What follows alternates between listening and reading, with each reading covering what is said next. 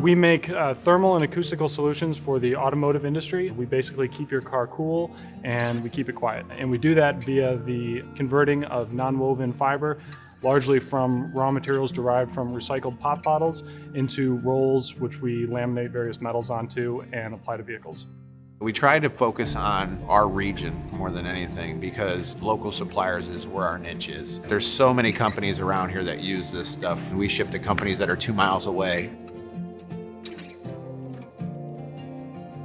The impact has been that we realize how important it is to diversify. It's been a real wake-up call that you can't really rely on one industry alone. We were pretty heavily reliant on a couple large accounts here, and we've since worked very hard to open up a lot of new small ones, which has been exciting. We've looked into things that we never thought that this material even went into, which I think in the long run it's going to be very much to our benefits because some of those small ones could turn into something big. You find out very quickly where your holes are in production needs as far as people.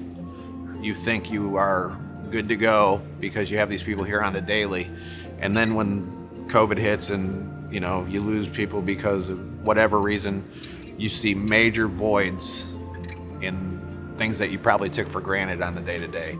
If you don't adapt, you plateau and then eventually you fall off the map. Working for Danmore is interesting, and immediately he started on a ventilator to help with the shortened supply that everyone had. Fiberworx didn't play a huge part in that, but we did play a bigger part in prototype ventilators and filters that were in the ventilators. And everyone just kind of stepped up and did what they had to do. We all have time to talk, and we all have time to try and figure things out and work together. So one major opportunity for us was highlighting the fact that we really need to work on our cross-training.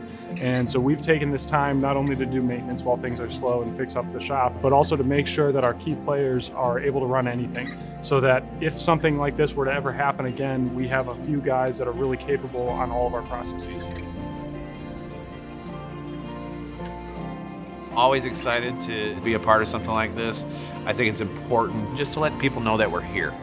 It's nice to know that we're getting put out there for people to know that we're here and what we're capable of doing, and hopefully we can gain some business from it. It's super exciting. I know Dan's excited about it. Manufacturing Works has been a big part of our organization for a long time. They've been a wonderful asset, extremely helpful.